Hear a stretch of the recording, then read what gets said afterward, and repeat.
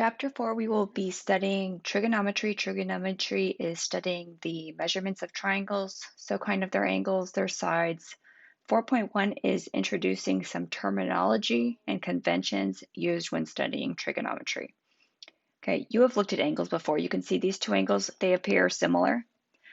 In this chapter, the angles can be positive or negative. If they are positive, they're going to go in a counterclockwise direction. So for this to be positive, there needs to be an arrow indicating its direction. Okay, if that's positive, this is called the initial side. Up here is called the terminal side.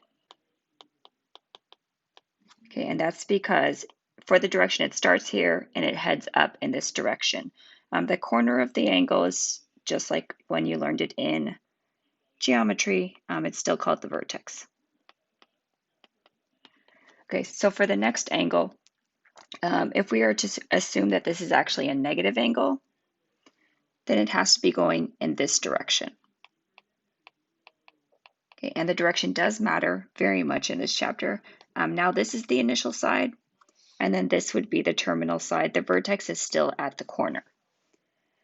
Okay, so for an angle to be in standard position, it means the vertex of the angle is at 0, 0. The initial side is the positive x-axis, so the angle would have to start from here. And then it could go in either the positive or the negative direction depending on the angle. So if it was an angle like this, it starts from the initial side at the positive x-axis and it would be going this way. This would be a positive angle. Okay, almost everything in here is going to be in standard position, so always assume the vertex is at 0, 0, and it always starts from the positive x-axis as we measure. Although we will be using some degrees this chapter, we will mostly be using radians as our unit of measurement for angles. The main thing to remember that pi radians represents the angle measurement of half a circle, or 180 degrees. 2 pi radians represents a full circle, or 360 degrees. As long as you can remember one of those things, you'll be able to make appropriate deductions from there. For the first example, I'm going to sketch these angles in standard position on these graphs. Okay, let's see, standard position means the vertex is at 0, 0, and it has to start from the initial side, which is the positive x-axis. 45 degrees, let's see, the vertical line is 90 degrees, so 45 degrees is about halfway. Okay, because this is positive 45 degrees, you have to indicate that it is positive by using an arrow. Now this represents positive 45 degrees. For B, we're going to graph negative 100 degrees. Okay, again, always start vertex here, positive x-axis. Because it's a negative, I'm going to go in the clockwise direction. So I'm going to go down from here. I want to go 100 degrees. I'll estimate. I know that this is 90 degrees because that's a right angle. So I'm going to go a little bit past there. Okay, let's see if I go a little past 90, maybe around here. I have to draw a terminal side. And I have to draw an arrow showing that I went in the negative direction. Okay, the next angle is going to be 400 degrees. And we're starting all in degrees so we can get used to it. Okay, standard position, vertex at 0, 0, start from the positive x-axis. Okay, let me think about this. Okay, it's positive, so it's definitely going to go counterclockwise. So I'm going to start going up from here. 360 degrees is a full circle. So let's consider this. I'm going to have to go all the way around. Now I'm going to have to go a little bit more. I'm going to have to go about 40 degrees more. So I want to go to about here, I'm estimating. This is my terminal side. I have to draw the terminal side, and I have to draw an arrow to show that I went around 360 degrees and I went around a little more. And you should be able to see how many times you have gone around. So if I went around 3 times, I should actually be able to see all 3 loops. Okay, now we're going to switch to radians. If there's no symbol next to your angle, you always assume it's in radians. Okay, so we're going to start in standard position as always. Vertex, initial side. We start here, this is 0 radians, just like it's 0 degrees. Now I'm going to use the facts that pi radians is half a circle, which means if I travel halfway around the circle, this is pi radians over here. Okay, so if I want to graph pi radians in standard position, I'm going to go in the positive direction. and my terminal side will end up at the pi. Okay, I drew my terminal side and I used my arrow to represent that it is going pi radians in its rotation. Okay, for E, 3 pi over 2. I assume it's radians because if there's no units indicated, it is radians. Okay, this is my initial side. Okay, this is 0. I know that this is pi over here. If that's 0 and that's pi, then halfway between 0 and pi must be pi over 2. Okay, now that I know how big 1 pi over 2 is, I should be able to travel 3 pi over 2s. Okay, let me think about this. Okay, from my initial side, 1 pi over 2, 2 pi over 2, 3 pi over 2. So I'm going to end right down here. I'm going to draw the terminal side, and I'm going to draw an arrow showing that I went in the positive direction. Let's keep going with the radians. Okay, F is 2 pi over 3. Okay, and we're going to kind of estimate again. We always start from 0. I know that this is pi over here. Let's see, I want to go 2/3 pi. So I want to go about 2/3 of the way to pi. So I'm going to estimate. If I go about 2/3 of the way to pi, that's going to be about here. Okay, I have to draw a terminal side in. As long as you have a reasonable guess, you end up in the correct quadrant, and it's not crazily spaced. It's a good enough guess. Okay, for G, 7 pi over 4 radians. Okay, and again, I'm kind of using my estimating skills to guess this. I know that this is 0. I know that this is pi. And I actually also know that this is pi over 2. Okay, I want to go 7 pi over 4. So I want to think about how big 1 pi over 4 is. Okay, if this is pi, if I divide this into 4,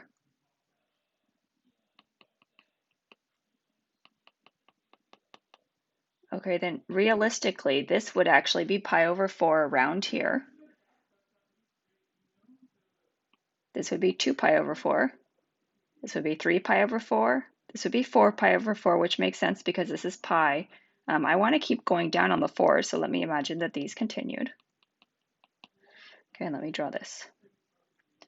Okay, so I want to go 7 pi over 4. So from the initial side, 1 pi over 4, 2 pi over 4, 3 pi over 4, 4 pi over 4, 5 pi over 4, 6 pi over 4, 7 pi over 4.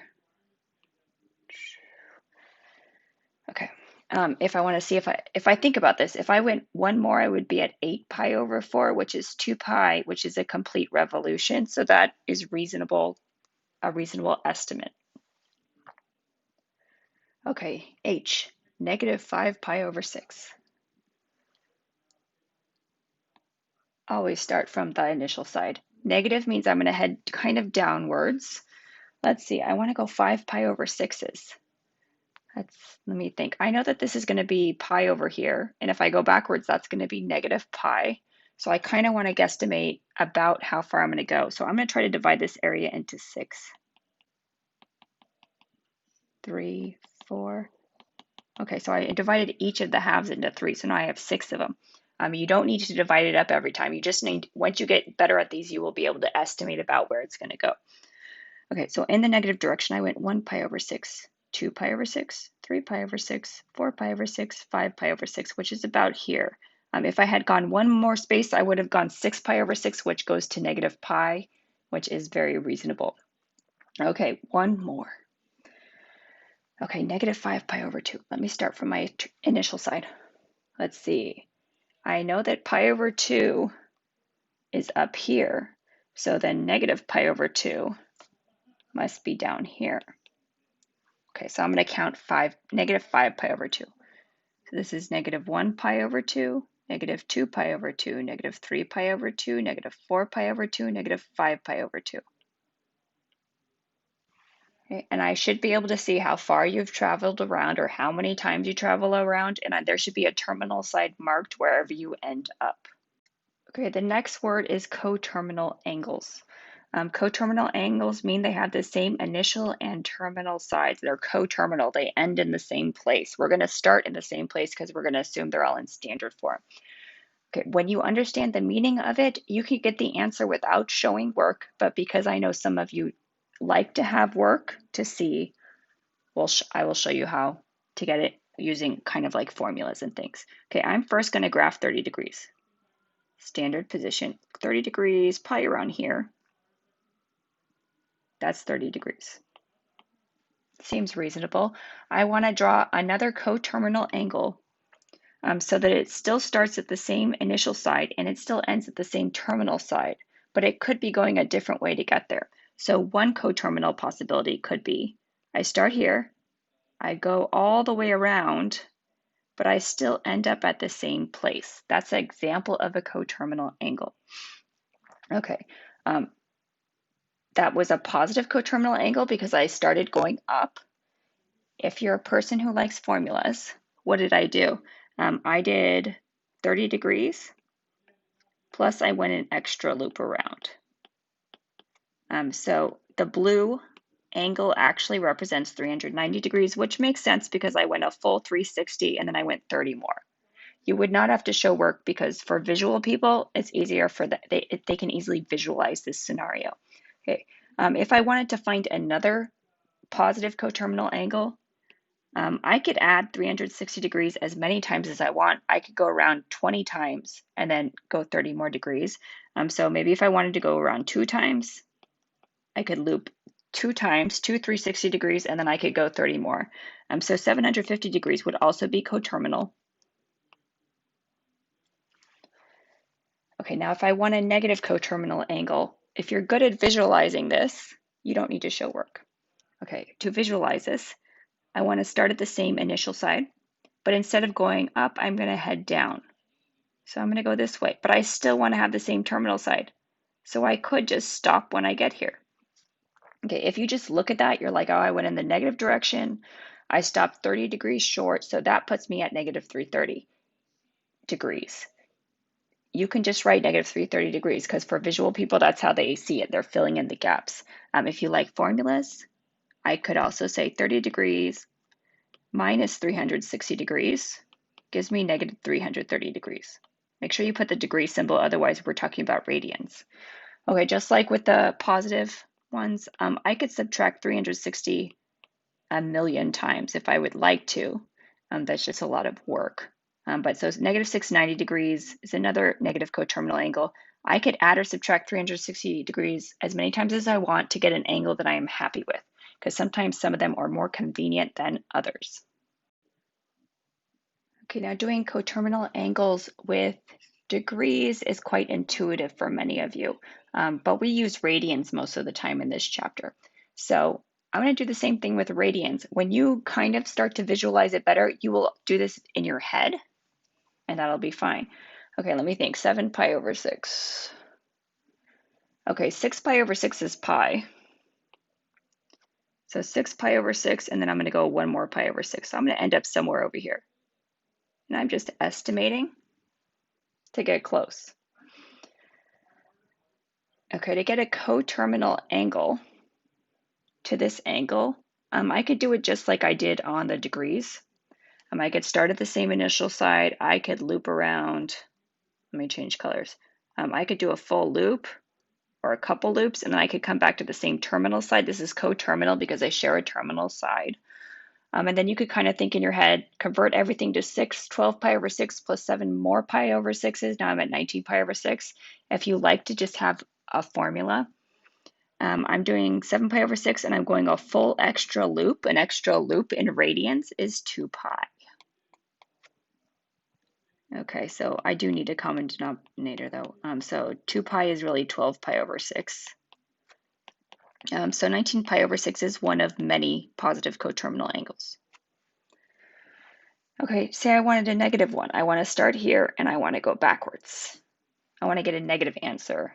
Well, some people think in their head, well, that's 7 pi over 6, so if I meet it backwards, it must be 5 pi over 6 because it has to make 12 pi over 6. If you do it like that, you're welcome to do it. Again, you could also start with the angle and you could go backwards until you get a negative angle you're happy with. Okay, I still need a common denominator.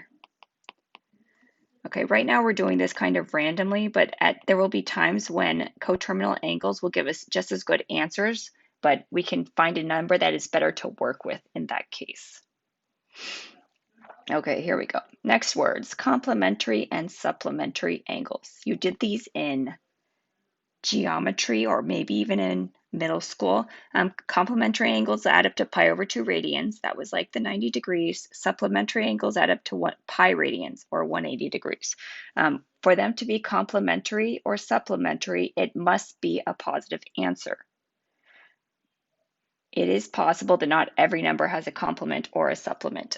Visually, if you think about this, for these to be complementary, something like that, they have to make some kind of right angle or a pi over 2 angle.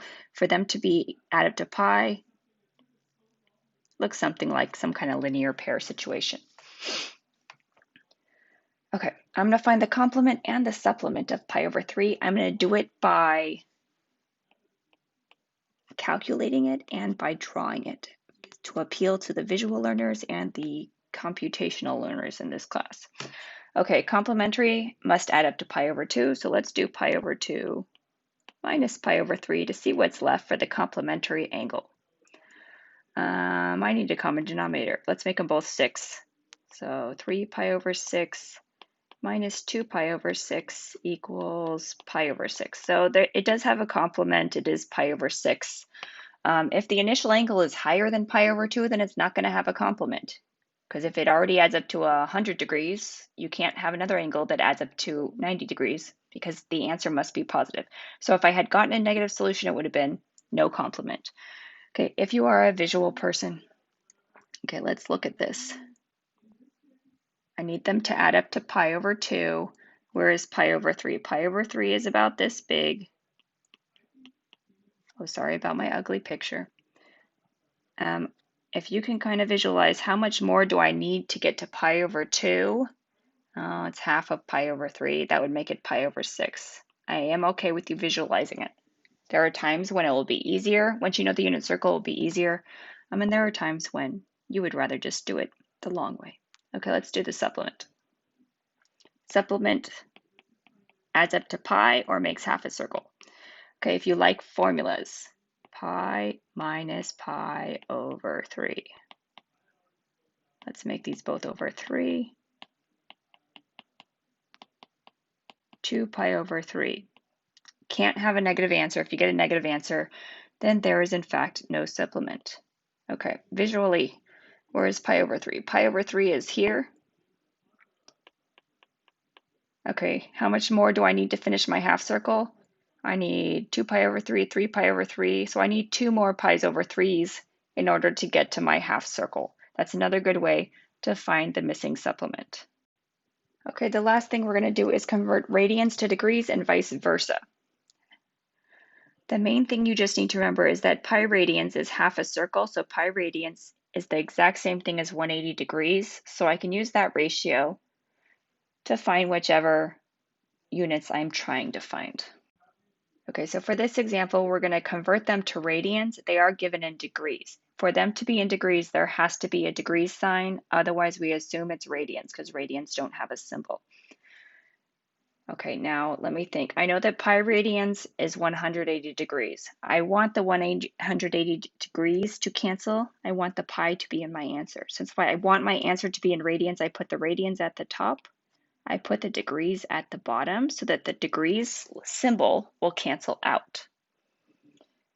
Okay, so if I do it this way, then the little degree symbol cancels out, which is exactly what I want to do. This is just like what you do in chemistry or some science. I think it's chemistry.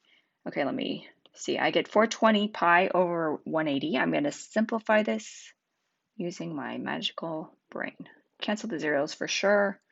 Let me see. I could divide by 6 on the numerator and denominator. So I will get 7 pi over 3, which is a great answer for radians. B, I'm going to do the same thing. It is in degrees. I want to convert it to radians. Okay, let's see. I want the degrees to cancel, so I put them on the bottom. I want the radians to stay, so I put them on the top. The little degree symbol will cancel if I do this correctly. Okay, let's see if we can simplify this fraction. negative 135 degrees. Degrees cancel. Let's see, if I divide this by 5,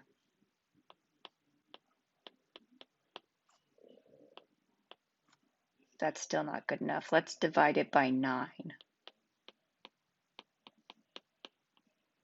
Okay, that looks better. And I can also imagine the graph of negative 135 degrees. That would be in quadrant 3. And the graph of negative 3 pi over 4 would also be in quadrant 3, which helps me realize I did it correctly. Okay, the very last example is converting 2 degrees from radians. Okay, so pi over 9 has no units indicated, so this is in radians. Because I want my answer to be in degrees, I put the degrees at the top. 180 degrees is equal to pi radians. Okay, the nice thing is that these little pi's, in this case, they cancel. Okay, so now I do have 180 degrees. I have degrees in my answer now because they didn't cancel, they appeared. So that's 20 degrees, which seems okay because pi over 9 is a pretty small little radian. Okay, I'm gonna do the same thing for the next one. I want my answer to be in degrees, so I put the degrees at the top. 180 degrees corresponds to pi radians.